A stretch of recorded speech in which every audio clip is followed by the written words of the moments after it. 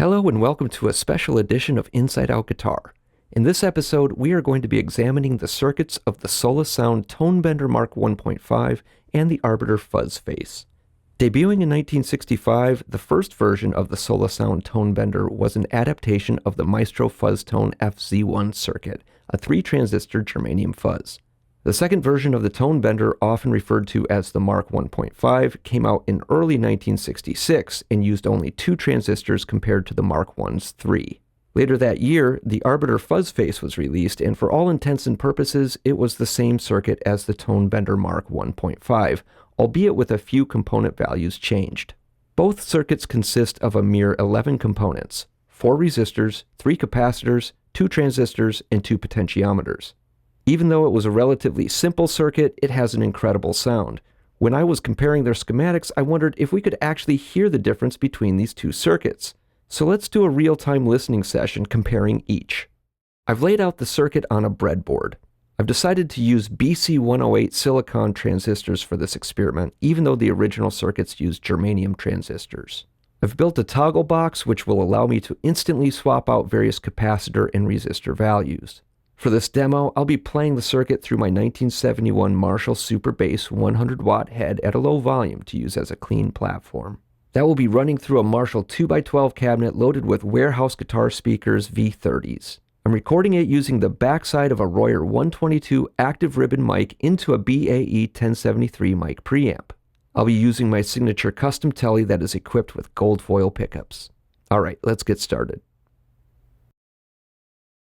The first thing we need to play around with is the bias. Changing the voltage on the transistors impacts their performance in the circuit.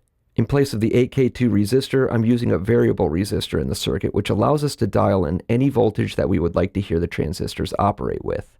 Let's hear the stock Tone Bender Mark 1.5 circuit at 4 different bias levels: 3 volts, 5 volts, 7 volts, and 9 volts.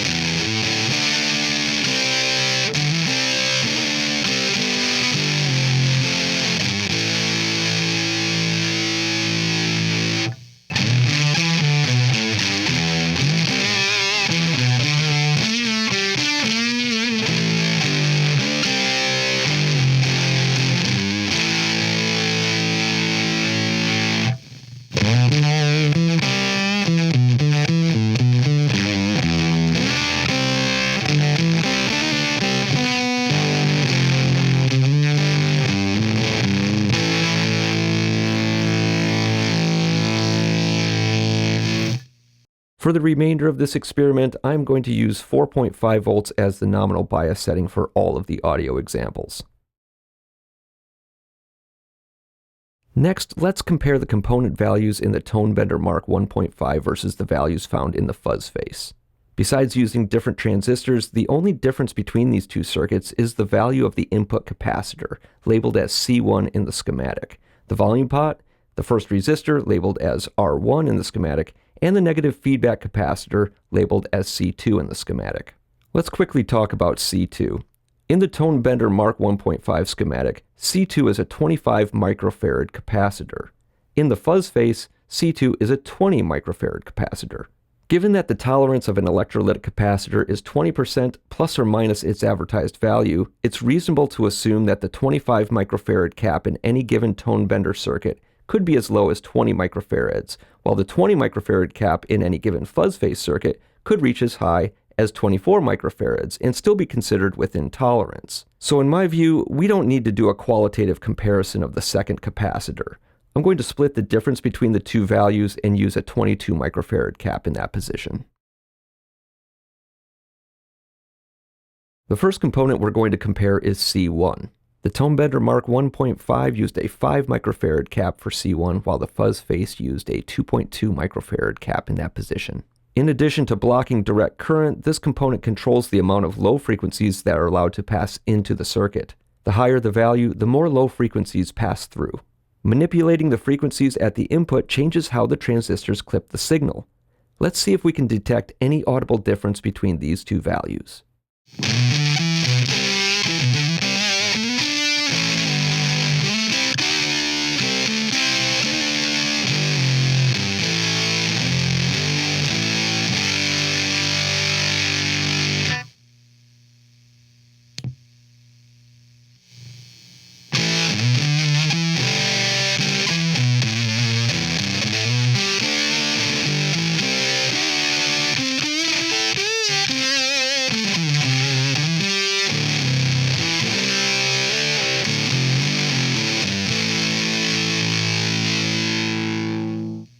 I've also added the option of a very low value cap in that position, which, in theory, should block even more low frequencies.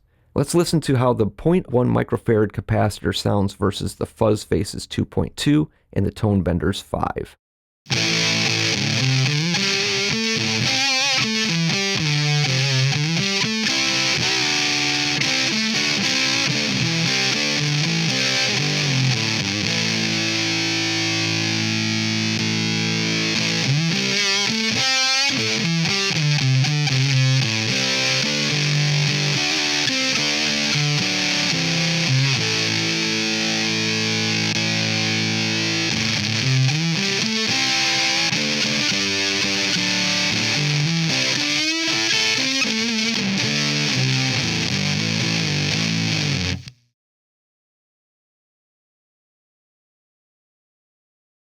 The next thing I want to listen to is the difference between the Tone Bender's first resistor value, 47K, and the Fuzz Face's 33K. This component sets the main input stage parameters like the voltage gain, bias points, and maximum collector current. I'm going to use the 5 microfarad value for C1 in this comparison so we can isolate and evaluate the impact of the resistor's change in value. Changing this resistor alters the transistor's bias a bit, so every time I switch values, I'm going to rebias the circuit to feed 4.5 volts into the second transistor's collector, so we are hearing apples to apples, so to speak.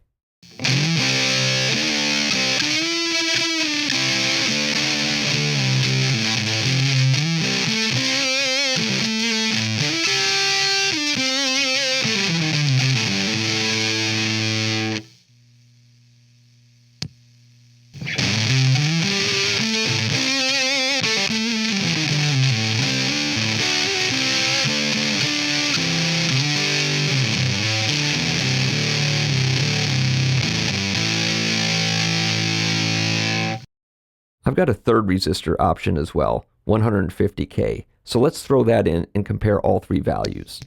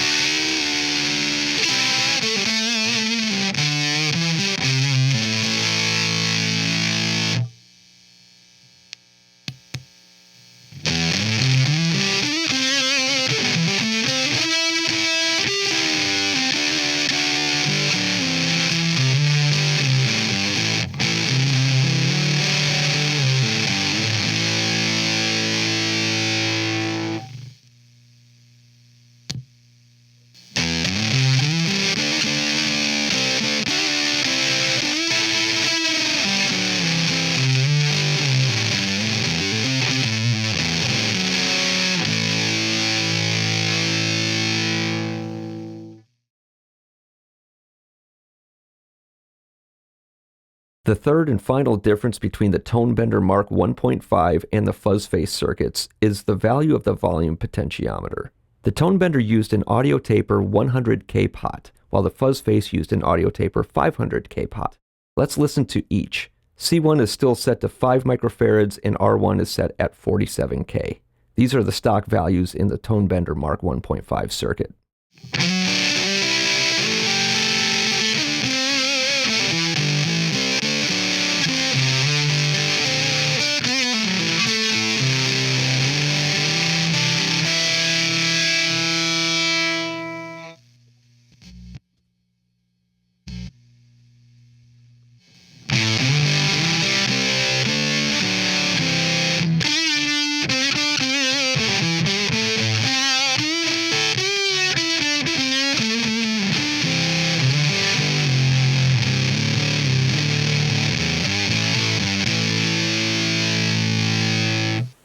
I've also got an audio taper 250K pot here, so let's compare all three values.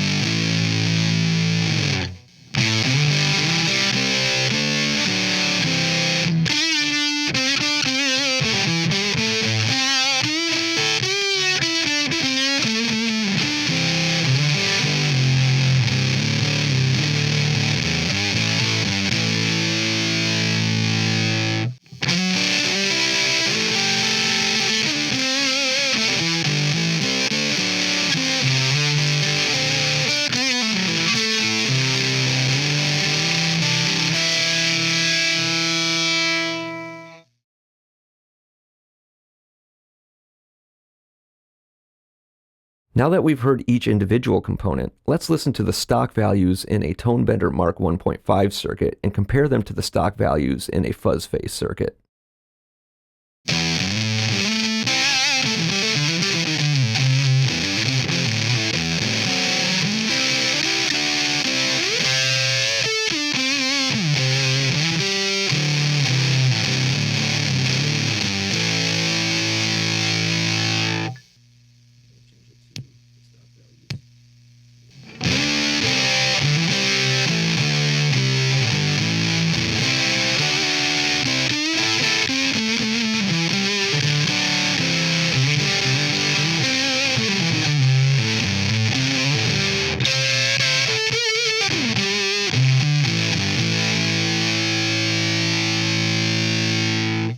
For even more sonic variety, I've put C3 and R2 on toggle switches to hear what impact those values have on the sound.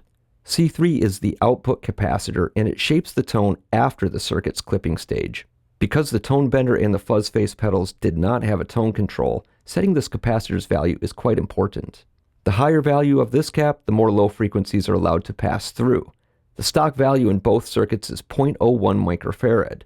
We will be comparing that to a 0.082 and a 0.47 microfarad cap.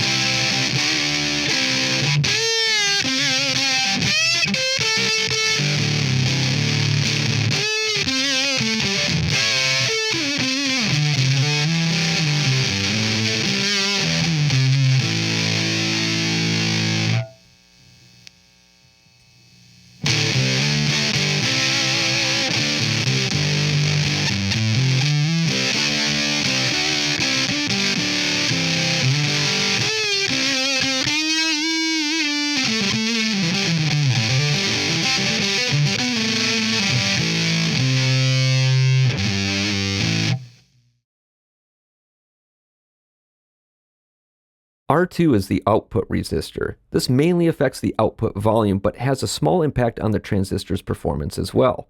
The standard value for both circuits is 470 ohms. Let's hear how lowering and increasing that value changes the sound of the circuit. And once again, I'll be monitoring the bias of the transistors for each resistor selected so that it remains at 4.5 volts.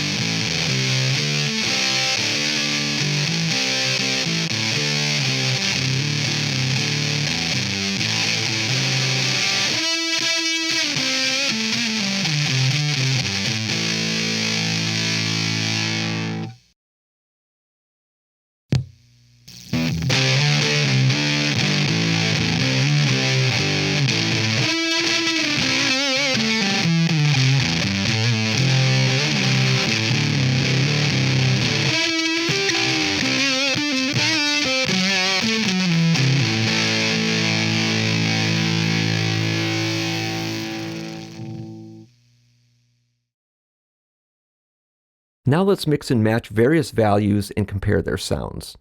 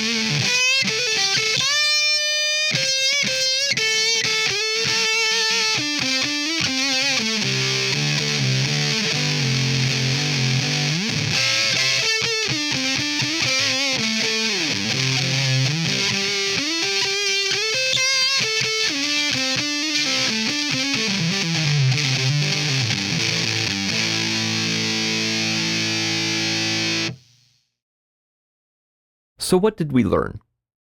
First and foremost, we learned that the tone bender and the fuzz face circuit sound incredibly similar when using the same transistors. Secondly, we learned that changing the values of only a few components can have a noticeable impact on the sound of the effect. While we didn't change the fundamental character of the tone bender or fuzz face sound, we saw how we can modify the circuit to tailor the sound for our personal taste. We also learned how each component shapes the sound in the circuit, and we had the opportunity to judge for ourselves which values we liked. Furthermore, I hope I demonstrated how easy it is to rig up this circuit on your own so that you can experiment with these various components and find the values that work for your gear setup and playing style. If you like listening sessions involving fuzz, give this video a like and leave a comment with your favorite component value combinations to feed the YouTube algorithm. And be sure to check out the 3 fuzz ear training episodes on my YouTube channel, where you get to take blindfold style quizzes with 12 commercially available fuzz pedals, including faithful replicas of the tone bender and fuzz face circuits. As always, I appreciate you checking out what I spend my hours thinking about and creating for you. Stay warm and fuzzy, and I'll see you soon on Inside Out Guitar.